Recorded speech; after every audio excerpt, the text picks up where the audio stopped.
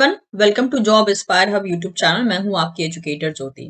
इस वीडियो में हम बात करने वाले हैं इंडियन ऑयल की तरफ से रिलीज किए गए कुछ रिक्रूटमेंट के बारे में, जिसके बारे में जो है सारा कुछ इन्फॉर्मेशन इन्होंने अपनी वेबसाइट पे फिलहाल में अवेलेबल किया है। सब कुछ जो है आपको इनकी ऑफिशियल वेबसाइट पे ही मिल जाएगा, जिसका लिंक मैं आपको डिस्क्रिप्शन बॉक्स में दे दूंगी। तो सबसे पहले इनकी वेबसाइट पे आना है, जिसका लिंक आपको इस वीडियो के ही डिस्क्रिप्शन बॉक्स में मिल जाएगा। नीचे स्क्रॉल डाउन करते हैं तो आप देख सकते हैं ये रहा करियर ऑप्शन। ठीक है, हम क्या करेंगे, इस करियर ऑप्शन पे क्लिक करेंगे तो हमारे सामने एक और पेज यहाँ पे ओपन हो जाएगा। अब इसके बाद जब हम यहाँ पे स्क्रॉल डाउन करेंगे तो आप देख सकते हैं यहाँ पे इन्होंने मेंशन किया है for career related information please visit. तो इन्होंने एक नया लिंक जनरेट किया है जिसपे आपको क्लिक करना है करियर रिलेटेड इन्फॉर्मेशन के बारे में या किसी भी लेटेस्ट रिक्रूटमेंट के बारे में। तो हम जो है यहाँ पे क्लिक करते हैं तो हमारे सामने आई थिंक यस एक और पेज ओपन हो गया, जैसे कि आप देख सकते हैं। और यहाँ पे जो है हमको स्क्रॉल डाउन करने के बाद हमारे पास जो है एक तरीके से लेटेस्ट जॉब ओपनिंग्स चली आएंगी। Yes, you can see here. तो जो पहला वाला ही है यहाँ पे, that is recruitment for non executive in marketing division. ठीक है, तो नॉन एग्जीक्यूटिव का पोस्ट है यहाँ पे और मार्केटिंग डिवीजन के लिए है। तो अगर आपको बाकी सब, जैसे कि मान लीजिए SC ST OBC इस टाइप के सर्टिफिकेट की जरूरत है, तो आप बाकी सब PDF डाउनलोड कर सकते हैं।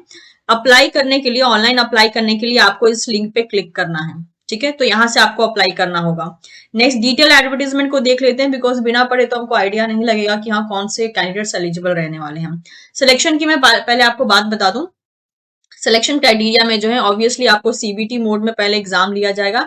जो इस एग्जाम को क्लियर करेगा उसके लिए जो है एक तरीके से स्किल टेस्ट रखा जाएगा, या कुछ और भी वैरायटी ऑफ टेस्ट इन्होंने मेंशन किया है वो भी ये रख सकते हैं। अलग अलग पोस्ट के लिए अलग अलग रिक्वायरमेंट रखी गई है, तो वो जब हम इसको एक बार गो थ्रू करेंगे तो हमको आइडिया लग जाएगा। तो चलिए पहले डिटेल एडवर्टीजमेंट पे हम क्लिक कर लेते हैं। डिटेल एडवर्टीजमेंट पे क्लिक करने के बाद आप देख सकते हैं ये एक PDF ओपन हो गया। व्हाट वी विल डू, हम इसको जो है डिटेल में एक बार समझने की कोशिश करते हैं कि कौन कौन से पोस्ट के लिए क्या क्या दिया गया है। तो ये रहा डिटेल एडवर्टीजमेंट, जिसमें कि बोला गया है it is all India open recruitment for the non executive category. ठीक है, अब यहाँ पे इन्होंने अपना इंट्रोडक्शन दे के रखा है, that is the Indian Oil Corporation Limited, जो कि एक diversified integrated energy major with the presence of oil gas petrochemical alternative energy sources. ये सारी बातें जो है इन्होंने मेंशन की है, मतलब सीधी सी बात है, इंडियन ऑयल ने अपने बारे में इंट्रोडक्शन यहाँ पे बताया है। एंड ऑब्वियसली हम आई थिंक हम में से जितने भी लोग हैं वो किसी ना किसी ने हमेशा कभी ना कभी जो है इंडियन ऑयल का नाम जरूर सुना होगा। तो ऑब्वियसली इसको एक इंट्रोडक्शन की जरूरत नहीं है, वी आर ऑलरेडी अवेयर कि यस इंडियन ऑयल जो है किन सब चीजों के साथ डील करता है। तो मार्केटिंग डिवीजन की तरफ से जो है इन्होंने ये रिक्रूटमेंट फिलहाल में ओपन किया है। और अगर देखा जाए तो it is empowered with the Maharatna status, the organisation render overriding the prominence to the energy needs of the country and aspire to be the energy of India and a globally admired company। ठीक है, यहाँ पे इनका ये रहा introduction पूरा का पूरा, तो आप एक बार चाहें तो गो थ्रू कर सकते हैं। अच्छा, ये जो पोस्ट है ना, इसमें ऑब्वियसली नॉर्मल स्टूडेंट्स तो एलिजिबल हैं ही, और इसके अलावा इन्होंने अलग से जो है स्पेशल रिक्रूटमेंट ड्राइव निकाला है for the benchmark, that is PWBD student, that is in the non executive category only. तो दोनों टाइप के पोजीशन के लिए हम बात करेंगे। ठीक है, इसमें हर टाइप के स्टूडेंट अप्लाई कर सकते हैं, यहाँ पे जो है स्पेशली PWBD के स्टूडेंट्स ही अप्लाई करेंगे, तो उनके लिए जो है अलग से पूरी की पूरी वैकेंसी निकाली गई है। चलिए समझ लेते हैं पोस्ट का नाम क्या रहने वाला है, कितने नंबर ऑफ पोस्ट रहने वाले हैं, रिजर्वेशन क्या रहने वाला है। तो देखिए पोस्ट का नाम एक ही है, that is junior operator grade 1, ये है पोस्ट का नाम। ठीक है, सारे पोस्ट का नाम सेम टू सेम ही है, लेकिन जो स्टेट है, किस स्टेट में ये वैकेंसी निकली है वो अलग है, और टोटल कितनी सीट है, कितने पोजीशन है वो भी यहाँ पे दे के रखा है। तो number of position category wise आप चाहें तो देख सकते हैं, जिसको कि ऑब्वियसली मैं डिफाइन नहीं करूंगी। और साथ ही साथ कुछ कुछ पोस्ट जो है दैट इज एक्स सर्विसमैन के लिए भी है, जिसमें कि EXSM लिखा गया है। ठीक है, कुछ बैकलॉग के बेसिस पे हैं। टोटल पोस्ट के बारे में हम यहाँ पे बात करते चलेंगे। तो जैसे कि मैंने कहा पोस्ट का नाम सेम टू सेम वही है, अलग नहीं है, जो कि यहाँ पे मेंशन किया गया है। अगर मैं थोड़ा सा जूम कर दूं आपके लिए तो that is junior operator grade 1 की पोस्ट है। यहाँ पे पे स्केल रहने वाला है 23,000 से लेके 78,000 तक पे स्केल आपका हो सकता है। अब अगर हम बात करते हैं नंबर ऑफ पोस्ट की एंड स्टेट की, तो पोस्ट हर स्टेट में सेम ही है, पे स्केल भी सब स्टेट में सेम ही है, लेकिन जो नंबर ऑफ वैकेंसी है वो अलग है। जैसे कि हरियाणा में जो है टोटल 2 पोस्ट है for junior operator grade 1, Himachal Pradesh में 4 पोस्ट है, जम्मू कश्मीर में 1, लद्दाख में 6, पंजाब में 12, राजस्थान में 6, उत्तर प्रदेश में 45, उत्तराखंड में 8, अरुणाचल प्रदेश में 3। बाकी स्टेट का देख लेते हैं एक बार। असम में जो है यहाँ पे 10 है, बिहार में 9, नागालैंड में 7, वेस्ट बंगाल में 2, छत्तीसगढ़ में 8 है सीट, इसके अलावा एमपी में देखा जाए तो 21 सीट है, महाराष्ट्र में 21 है, दमन दीव में 2 हैं, आंध्र प्रदेश में 8, कर्नाटका में 12, केरल में 3 सीट, पौंडीचेरी में 1, तमिलनाडु में 13 एंड तेलंगाना में 1। ठीक है, तो ये कुछ सीट्स हो गई। और साथ ही साथ जैसे कि मैंने आपको कहा था, हर एक स्टेट में जो है इस जूनियर ऑपरेटर का जो पे स्केल रहने वाला है वो सेम रहने वाला है, तो हमने एक ही बार में इसको डिफाइन कर दिया। ध्यान है, जो अभी जिस पोस्ट के बारे में हमने बात किया, ये सारे के सारे पोस्ट जो हैं ये ग्रुप डी कैटेगरी के पोजीशंस हैं। ठीक है, and applicable for general, unreserve, SC, ST, EWS, OBC, ex serviceman, सभी के लिए जो है यहाँ पर एक तरीके से ये दिए गए हैं। अब इसके अलावा यहाँ पे आप और भी रिस्पॉन्सिबिलिटी पढ़ सकते हैं कि आपको किस टाइप की रिस्पॉन्सिबिलिटी को निभाना पड़ेगा अगर आप इस पोस्ट पे सेलेक्ट हो जाते हैं। तो नेक्स्ट बात कर लेते हैं, यहाँ पे देखिए पीडब्ल्यूबीडी कैटेगरी के लिए जो है यहाँ पे पोस्ट रखी गई हैं, जो कि यहाँ पे मेंशन है।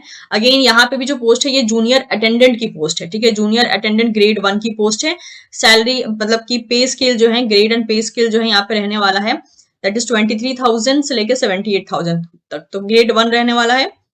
एंड पे स्केल 23,000 से लेकर 78,000 तक रहने वाला है। रीजन जो है नॉर्दर्न रीजन को रखा गया है। नॉर्दर्न रीजन में लगभग 11 यहाँ पर टोटल वैकेंसी है। ईस्टर्न में 4 है, वेस्टर्न में 1 है, सदर्न में 7 है, नॉर्दर्न में अगेन यहाँ पर जो है ओके यहाँ पे जूनियर अटेंडेंट का अभी तक हम लोग फिलहाल में देख रहे थे। फिर यहाँ पे चला आता है जूनियर बिजनेस असिस्टेंट का, जिसमें कि नॉर्दर्न में 1 सीट है, इसके अलावा ईस्टर्न में 1 है और वेस्टर्न में 3 है और इसके अलावा जो है सदर्न में 3 है। ठीक है, ये यहाँ पे पोस्ट दिए गए हैं। नेक्स्ट अगर देखना चाहें हम यहाँ पे ओके फाइन। और इसके अलावा मतलब यहाँ पे और भी रूल्स एंड रेगुलेशन लिखे गए हैं कि पोस्ट को आप जब अप्लाई करेंगे तो ये सब कुछ मतलब कि डिसेबिलिटीज के बारे में बहुत से रूल्स एंड रेगुलेशन दिए गए हैं। तो एक बार जो है आप इसको रीड आउट जरूर कर सकते हैं। ठीक है, क्योंकि टोटल 20 पेजेस है इसमें, इसलिए सिर्फ और सिर्फ मैं की डिटेल्स को ही कवर अप कर रही हूँ। जो इंपॉर्टेंट डिटेल्स है बस उसी को कवर अप किया जा रहा है। Coming to the post wise qualification criteria and work experience, तो जो जूनियर ऑपरेटर ग्रेड 1 की पोस्ट आप लोगों ने देखी 101 से लेकर 123 तक, यानी जिसमें कि मैक्सिमम स्टूडेंट्स एलिजिबल, अगर हम देखना चाहें क्योंकि एक बार चेक कर लेते हैं, हम क्रॉस चेक कर लेते हैं। तो ये जो पोस्ट अभी फिलहाल में हम लोगों ने देखी थी, यस ये है 101 से लेकर 123 तक बिल्कुल। और जो पीडब्ल्यूबीडी के लिए है वो 201 से शुरू है। तो यहाँ पे इसी पोस्ट के बारे में बोला है कि जो पहली पोस्ट हम लोगों ने देखी जिसमें कि मैक्सिमम स्टूडेंट्स एलिजिबल हैं, उसमें साफ साफ मेंशन किया है कि जूनियर ऑपरेटर ग्रेड 1 की पोस्ट है। और 101 से लेकर 123 तक जो टोटल 23 पोस्ट दिए गए हैं, उसमें क्वालिफिकेशन क्या क्या चाहिए, दैट इज मैट्रिक्स यानी क्लास 10th पास चाहिए एंड 2 ईयर का आपके पास ITI pass in specified ITI trade mention below and trade certificate और national trade certificate NTC issued by SCBT और एनसीबीटी, यानी कि आपका 10th पास होना चाहिए और 2 साल का आपके पास आईटीआई होना चाहिए। उसका सर्टिफिकेट रह सकता है आपके पास जो कि इशू किया गया हो इन ऑर्गेनाइजेशन के द्वारा। ठीक है, चाहे वो इलेक्ट्रॉनिक्स मैकेनिक हो या फिर इंस्ट्रूमेंट मैकेनिक हो, ये सारा जो है यहाँ पे मेंशन किया है, तो आप एक बार इसको गो थ्रू कर लीजिएगा। ठीक है, यानी आईटीआई का आपके पास सर्टिफिकेट इनमें से किसी के द्वारा इशू रहना चाहिए। और वर्क एक्सपीरियंस की बात करें तो यहाँ पे मिनिमम 1 ईयर का पोस्ट क्वालिफिकेशन वर्क एक्सपीरियंस मांगा है, that is in the relevant field. तो ये था जूनियर ऑपरेटर ग्रेड 1 का क्वालिफिकेशन कि आपके पास क्या रहना चाहिए, और यहाँ पे वर्क एक्सपीरियंस भी 1 साल का मांगा है। सेकेंड बात करते हैं जूनियर अटेंडेंट की, जो कि मेनली पीडब्ल्यूबीडी के लिए रिलीज किया गया था। पोस्ट 201 से लेकर 204 तक। इसमें आपसे मांगा है higher secondary class 12th with minimum 40% marks in aggregate. ठीक है, तो ये स्पेशली पीडब्ल्यूबीडी के लिए है, तो उन्हीं के लिए बस अप्लाई होगा और बाकी कैटेगरी के स्टूडेंट्स इसमें अप्लाई नहीं कर सकते हैं। इसमें 12th पास मांगा है विथ 40% मार्क्स। इसमें कोई वर्क एक्सपीरियंस मैंडेटरी नहीं है, ऐसा बोला गया है। जूनियर बिजनेस असिस्टेंट ग्रेड 3 के लिए जो है अगेन यहाँ पे 205 से लेकर 208 तक जो पोस्ट था उसमें मांगा है graduate in admin discipline with minimum 45% marks in aggregate. ठीक है, और इसके अलावा जो है basic knowledge of MS Word, Excel, PowerPoint and relax typing up to 20 words per minute आपका होना चाहिए। यहाँ पे मिनिमम आपसे 1 ईयर का पोस्ट क्वालिफिकेशन वर्क एक्सपीरियंस की डिमांड की गई है। इसके अलावा यहाँ और भी बहुत सी बातें बोली गई हैं, that is qualification criteria for B, जिसको कि आप एक बार गो थ्रू कर सकते हैं। बहुत से रूल्स एंड रेगुलेशन की बात की है और स्पेशली मतलब ऐसी चीजों के लिए गाइड किया है जिसमें कि मतलब ये गलतियां एक्सपेक्ट नहीं कर रहे हैं। ठीक है, ओके वर्क एक्सपीरियंस का जो भी आपके पास प्रूफ होगा वो आपको प्रेजेंट करना पड़ेगा। कट ऑफ यानी कि किसी भी चीज की डेट अगर देखना चाहें, जैसे कि एज लिमिट कब तक होनी चाहिए या फिर बाकी जो कट ऑफ डेट होती है, तो वो जो है 31 जनवरी 2025 के अकॉर्डिंग कैलकुलेट की जाएगी, तो इस बात का ध्यान रखें। और अगर आप अदर कैटेगरी से अप्लाई कर रहे हैं for the like the general post जो कि हम लोगों ने स्टार्टिंग में देखा था, तो उस केस में जो है आपको अपना सर्टिफिकेट शो करना पड़ेगा। Minimum and maximum age limit की बात करें तो मिनिमम एज लिमिट आपकी 18 होनी चाहिए, मैक्सिमम 26 रह सकती है for the unreserve category on 31 January 2025। ठीक है, तो मैक्सिमम एज लिमिट 26 हो सकती है अनरिजर्व के लिए। अगेन यहाँ पे भी जो है कुछ एज रिलैक्सेशन आपको दिया जाएगा depending upon the different reservation category, इस बात का ध्यान रखें। ओके, यहाँ पे इसके अलावा अगर बात करते हैं एप्लीकेशन फी की, वेट अ मिनट, यहाँ पे ओके एप्लीकेशन फी की बात कर लेते हैं और कंसेशन के बारे में बात कर लेते हैं। तो बोला गया है कि एससी, एसटी, पीडब्ल्यूडी और एक्स सर्विसमैन का सर्विसमैन जो कैंडिडेट होंगे उनको कोई भी एप्लीकेशन फी नहीं देना है।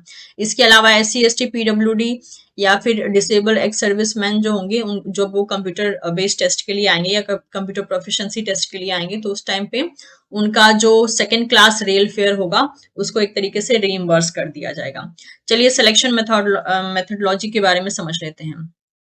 तो जूनियर ऑपरेटर जो कि 101 से लेकर 123 दैट इज पोस्ट कोड है, and junior attendant that is 201 से लेकर 204 तक है।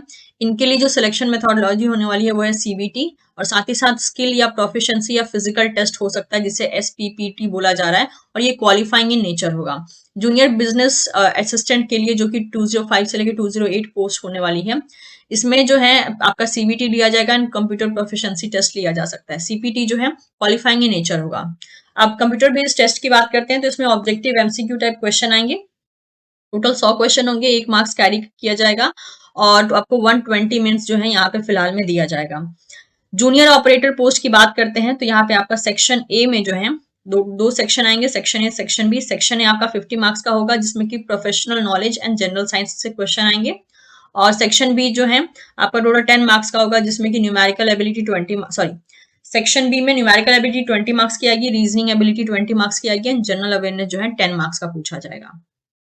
Coming to the next post, और एसपीपीटी में शॉर्टलिस्ट होने के लिए सारे कैंडिडेट्स को लगभग जो है 35% सेक्शनल कट ऑफ को क्लियर करना होगा in both section A and section B. ठीक है, इसमें जो है अलग से जो है आपको 35 एक तरीके से स्कोर करना होगा। And so overall cut off marks in the computer based test, और ओवरऑल कट ऑफ जो है 40% अप्रॉक्स होना चाहिए। रिलैक्सेशन दिया जाएगा 5% का in case of SC ST candidates. For junior attendant की बात की जाए तो यहाँ पे जो है आपका न्यूमेरिकल एबिलिटी आएगा 40 मार्क्स का, रीजनिंग आएगा 40 मार्क्स का, जनरल अवेयरनेस 20 मार्क्स का। और कैंडिडेट को शॉर्टलिस्ट करने के लिए आपको जो है minimum overall cut off 35% marks का रहना चाहिए, that is in CBT. Coming to the junior business assistant post, इसमें जो है अगेन आपका न्यूमेरिकल एबिलिटी 40 मार्क्स का आएगा, रीजनिंग एबिलिटी 30 मार्क्स का, जनरल अवेयरनेस 20 मार्क्स का, basic English language skill 10 marks की। और इसमें जो है दैट इज सीपीटी की बात करते हैं तो बोला गया है every candidate will have to secure minimum overall cut off 35% marks in CBT, तभी जाके जो है इनको सीपीटी के लिए शॉर्टलिस्ट किया जाएगा। यानी पहले लेवल पे जो है जो इन्होंने मार्क्स क्राइटेरिया दिया है उसको आप क्वालिफाई करेंगे तभी अगले लेवल के लिए जाएंगे। उसके बाद इन्होंने सीपीटी के बारे में भी बहुत सी बातें बोली गई हैं, और यहाँ पे कंपोजिट मेरिट लिस्ट के बारे में ही बताया है जिसको आप एक बार गो थ्रू कर सकते हैं। इसके अलावा जो है अगर इन सब में आपका सिलेक्शन हो जाता है तब जाके आपका एक मेडिकल भी होगा, मेडिकल फिटनेस। अब मेडिकल फिटनेस में ये क्या क्या देखेंगे वो आप जो है इनकी वेबसाइट पे विजिट करके एक बार चेक कर सकते हैं वो लिस्ट कि किन किन चीजों को जो है देखने वाले हैं ये, यानी guidelines and criteria for physical fitness for pre employment medical examination. ठीक है, तो वही बोला है कि candidates are advise to go through the particular guidelines, जो कि आप गो थ्रू करके एक आइडिया ले सकते हैं कि यस मतलब कितनी क्या क्या इशू रहने पे अवॉइड किया जा सकता है और कौन से इशू को जो है ये एंटरटेन नहीं करेंगे। ये सारी बातें बोली गई हैं। सारी गाइडलाइंस जो अवेलेबल हैं वो इनकी वेबसाइट पे ही अवेलेबल है, तो वो आप इनकी वेबसाइट पे विजिट करके गो थ्रू कर सकते हैं। अप्लाई कैसे करना है, आपको ऑनलाइन ही अप्लाई करना है। 3 फरवरी 2025 से जो है ऑनलाइन एप्लीकेशन शुरू हो चुके हैं और 23 फरवरी 2025 तक लास्ट डेट रहने वाली है। किस डॉक्यूमेंट का साइज कितना होगा, किस तरीके से अपलोड करना है, सारा कुछ इन्फॉर्मेशन इन्होंने यहाँ पे दे के रखा है। कैपिटल लेटर यूज करना है या नहीं, सब कुछ यहाँ पे बता के रखा है। आपको इनकी वेबसाइट, ऑफिशियल वेबसाइट जो है www.iocl.com, इस पे विजिट करना है एंड देन जो है click here to apply online. ठीक है, आपको ऑप्शन मिलेगा, मैंने शुरुआत में भी आपको बताया था कि ऑनलाइन अप्लाई कैसे करना है, कहाँ पे आपको ऑप्शन मिलेगा, तो आपको वहीं पे जाके जो है ऑनलाइन अप्लाई करना है। नेक्स्ट अगर हम बात करते हैं यहाँ पे बाकी डिटेल्स की, तो पेमेंट की बात करें तो सारे एप्लीकेंट को 300 रुपीज जो है एज अ फी पेमेंट करना है। और SC ST PWBD और एक्स सर्विसमैन कैंडिडेट्स के लिए जो है किसी भी टाइप का पेमेंट फी नहीं करना, मतलब कि फी जो है उनके लिए एप्लीकेबल नहीं है। यानी कि OBC और जनरल ये जो स्टूडेंट है इनके लिए 300 रुपीज फी रहने वाली है। बाकी डॉक्यूमेंट्स का साइज क्या होना चाहिए, इमेज का साइज क्या होना चाहिए, सब कुछ यहाँ मेंशन किया है विद डायमेंशन, तो आप उसका ख्याल रखें और उसी के बेसिस पे जो है अपलोड करें। आपका जो है एडमिट कार्ड रिलीज कर दिया जाएगा जिसमें कि आपके सेंटर अलॉटमेंट होंगे, और एडमिट कार्ड जो है एग्जाम के 10 दिन पहले जो है एक तरीके से आपको इशू किया जाएगा, तो इस बात का ध्यान रखें। और एडमिट कार्ड भी जो है एक तरीके से आपको इनकी वेबसाइट पे ही मिलेगा, तो इस बात का ध्यान रखें।